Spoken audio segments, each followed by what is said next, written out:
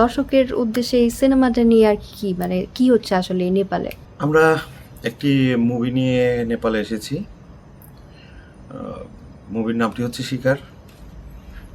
Basically যে গল্পটা হয়েছে, গল্পটার সাথে যে লোকেশনটা যায়, লোকেশনটার সাথে মিসম্যাচ করেই আসলে আমাদের নেপালে আসা।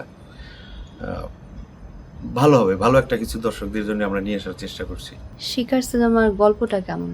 শিকার সিনেমার গল্পটা বেসিক্যালি একটা ক্রাইমকে কেন্দ্র করে, এর বাইরে আর আপাতত আমি ডিসক্লোজ করতে চাচ্ছি না। একটা ক্রাইমকে ছোট করে দেখানো হয়েছে, বেসিক্যালি এটা নিয়েই গল্পটা রান করেছে। আপনি তো অনেক বেছে বেছে কাজ করেন, এই শিকারের স্ক্রিপ্টটা বেছে নেওয়ার কারণ কি বা কোন জিনিসটা দেখে ভালো লাগলো? দেখুন, মুভিতে কাজ করা আমার এই প্রথম, সুযোগ পাওয়াটা আমার জন্য সৌভাগ্যের।